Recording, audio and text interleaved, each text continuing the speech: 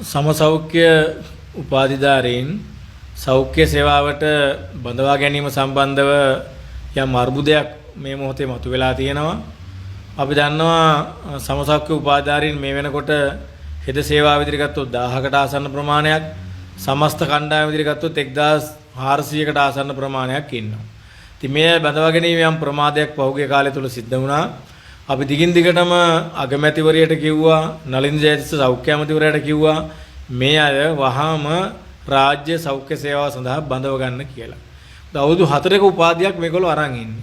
රජයේ පිළිගත් විශ්වවිද්‍යාලවල, සමසෞඛ්‍ය විද්‍යා පීඨවල උපාධිය වසර 4ක ගත්ත අය තමයි දැන් මේ රැකියා පෝලිං වලට වැටිලා ඉන්නේ. ඉතින් මේක නොගැලපෙන තත්ත්වයක්. සෞඛ්‍ය ශාස්ත්‍රයේ පුරප්පාඩු තියෙනවා. මේ පුරප්පාඩු වලට මේ බඳව ගන්න පුළුවන්. අනිත් පැත්තෙන් සෞඛ්‍ය ශාස්ත්‍රයේ පුරප්පාඩු හරියට යථාවත් කරලත් නැහැ. දැන් පුරප්පාඩු වාර්ෂිකව යථාවත් කරන්න ඕන. එහෙම කරලා නැහැ. එහෙම කරලා නැති හින්දා තමයි බිලියන ගණනක් වර්ෂයකට අතිකාල අමතර සේවා වියදම් යන්නේ. පුරප්පාඩු හරිනම් පුරප්පාඩු වලට සේවකයෝ ඉන්නවනම් අතිකාල අමතර සේවා යන්න ඕනේ නැහනේ. ඒ නිසා මේ කළමනාකරණ සහ පරිපාලන දුර්වලතා විශාල ප්‍රමාණයක් තියාගෙන මේ අයට රැකියාව නොදී ඉන්නවා කියන කාරණය පිළිගන්න පුළුවන් එකක් නෙමෙයි. අනිත් පැත්තෙන් දැන් අලුත් එකක් ගෙනලා තියෙනවා මාලිමාවේ ආණ්ඩුව. ඒ තමයි මේ අවුරුදු 4ක තාක්ෂණික විද්‍යානුකූල විෂයන් 18ක් ඉගෙන ගන්න හිත සේවාවේ නම් ඒ උපාධිධාරීන්ට නැවත විභාගයක් තියන්න. මේක කලින් ආණ්ඩුවල තිබුණේ නැහැ. දැන් කලින් සෞඛ්‍ය ඇමතිවරු ඉන්නකොට මේ බඳවා ගැනීම දිගින් දිගටම කරා හරියට. දැන් විභාගයක් තියන්න ගෙනල්ලා. ඒ විභාගයේ IQ ටෙස්ට් එකක්. ඒ කියන්නේ සාමාන්‍ය දැනීම මනින පරීක්ෂණයක්.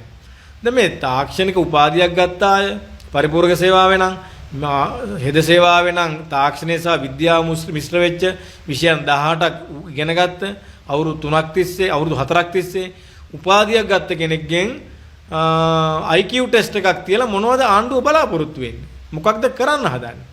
ඒ කියන්නේ ඩොනල්ඩ් ට්‍රම්ප් තීරුබදු කීයක් ගැහුවද? ඉන්දියාව අගමැතිගේ නම මොකද්ද?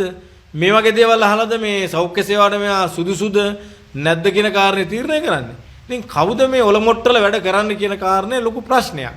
සෞඛ්‍ය අමාත්‍යාංශ නිලධාරීන්ද? එහෙම නැත්නම් ආණ්ඩුවද? සෞඛ්‍ය ඇමතිවරයාද? මේක ප්‍රශ්නයක්. අනිත් පැත්තෙන් මේ වගේ ටෙස්ට් එකක් දාගෙන මේ ටෙස්ට් එක ගැන කියා මේ උපාධිධාරීන් අඳුන් කුඳුන් කරලා දේශපාලන මැදිහත් වීමක් සිද්ධ වෙන බව අපිට පේන්න තියෙනවා. මාලිමාවේ දේශපාලන පක්ෂවල අය කතා කරන උපාධිධාරීන්ට. දැන් ඔයගොල්ලෝ විභාගයක් දාලා තියෙනවා. දන්නවද? ඔව්. කවදද? 26 නැත්නම් 27. එතකොට 27 වෙනි විභාගෙට එනවද? ඒගොල්ලෝ කිව්වොත් එන්නේ නැහැ කියලා. ඇයි එන්නේ නැත්තේ? වෘත්ති සමිති වලින් බලපෑම් තියනවද? ඒ බලපෑම් කරන්නේ මේගොල්ලෝ කඩාකප්පල් කරන්නේ. ඔයගොල්ලෝ එන්න. ඇමතිවරයාත් කිව්වා. ඇමතිවරයාගේ නමත් කියන එක ගැලපෙන්නෙම නැහැ. ඇමතිවරයාගේ නම කියලා කියනවා නලින්ද අයියා කිව්වා ඔයගොල්ලන්ට එන්න කියන්න කියලා. ඉතින් මෙහෙම කියලා මේ දේශපාලන මැදිහත් වීම කරලා රාජ්‍ය සේවාව බරපතල විදිහේ අවුලකට යවන්න හදනවා ආණ්ඩුවයි සෞඛ්‍ය අමාත්‍යාංශයේ සමහර අය එකතු වෙලා. මේක ගැලපෙන්නේ නැහැ. කරුණාකරලා මේ දේශපාලන මැදිහත් වීම නතර කරන්න. මේට කලින් සෞඛ්‍ය අමාත්‍යවරු ලංකාවේ හිටියා.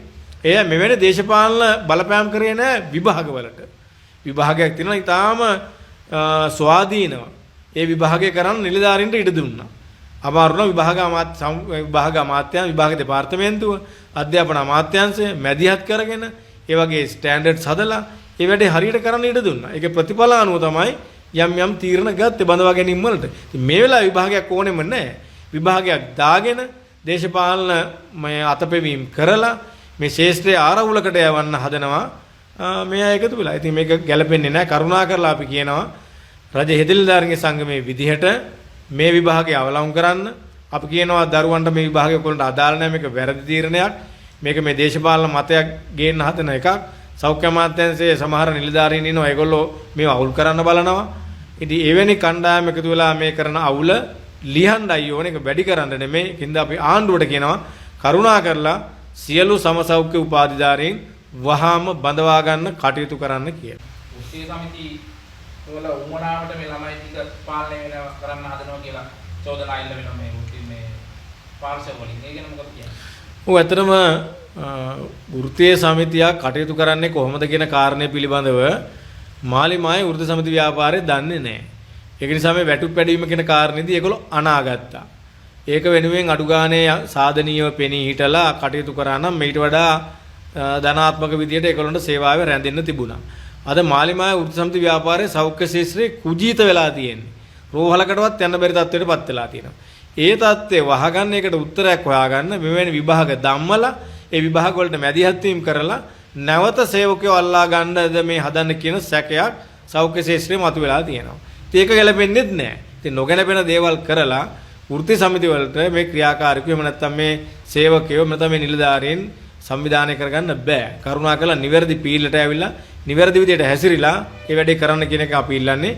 වෘත්ති සමිති වල වැරදි මැදිහත් වීම බඳවා ගැනීම හෝ උසස් වීම හෝ ස්ථාන මහරුවෝ කිසිම දෙයකට අදාළ කරගත යුතු නැහැ. නිවැරදි මැදිහත් වීම අදාළ කරගන්න ඕන. දැන් මේ ඔබතුමාලත් එක්ක වෘත්ති සමිති කරන මේ රුක්ෂාන් බෙල්ල නම අතා කියනවා මේ විභාගේ අනිවාර්යයෙන්ම ලියන්න ඕන කියලා. ඔව් මෙහෙමයි විවිධ අය විවිධ අදහස් ප්‍රකාශ කරන්න පුළුවන්.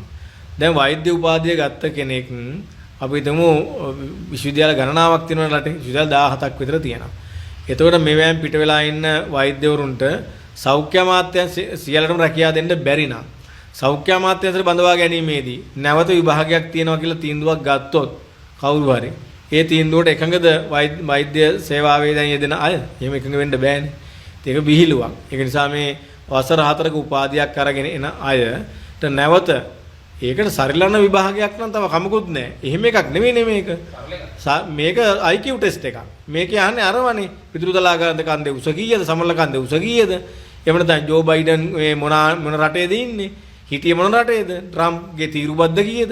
ඌ අහනවාද මේ නර්ස් කෙනෙක්ගෙන්? ඌ අහනවාද MLT කෙනෙක්ගෙන්? ඌ අහනවාද ෆාමසිස්ට් කෙනෙක්ගෙන්? කවුද විභාගයේ තේරුවේ මේක? ඉතින් මිනිල්දාරින්ගේ සමහර අයට ටිකක් මට පේන්නේ අවුල් මොලේ අවුල්ලා තියෙන්නේ. මේ ආණ්ඩුවේ සමහර අය මොලේ අවුල් කරගන්නද හදන්න කියන එක අපිට තේරෙන්නේ නැහැ. වෘත්ති සමිතිවල බලපෑම උඩ කරුණාකරලා මේක නතර කරලා බඳවා ගැනීම වහම කරන්න කියන ඉල්ලීම අපි කරනවා. සෞඛ්‍ය මන්ත්‍රණාලයේ ප්‍රතිචාරයක් එහෙම ලැබිලා තියෙනවද ඔබතුමාට? සෞඛ්‍ය අමාත්‍යාංශයට අපි මේ සම්බන්ධව දැනුම් දුන්නා මේක නොකළ යුතු දෙයක් කියලා. ඉතින් තාම අවසාන තීන්දුවක් නැහැ. හැබැයි දවස් දෙකයි තියෙන්නේ දැන් විභාගෙට. විභාගෙත් තියන තමයි ඒගොල්ලෝ සැලසුම් කරගෙන යන්නේ. ඉතින් අපි කියන්නේ විභාගව තියන්න ඕනෙත් නැහැ. විභාගවල අපි ප්‍රතිඵල පිළිගන්නෙත් නැහැ. විභාග ප්‍රතිඵල මත බඳව ගන්න ලෑස්ති වුණොත් එන දෙතුන් දෙනා හරි අපි ඒකට බරපතල විදිහේ විරෝධතාවය ඉදිරිපත් කරන ලෑස්ති ඉස්සරහට වෘත්ති සමිති ක්‍රියාමාර්ග විදිහට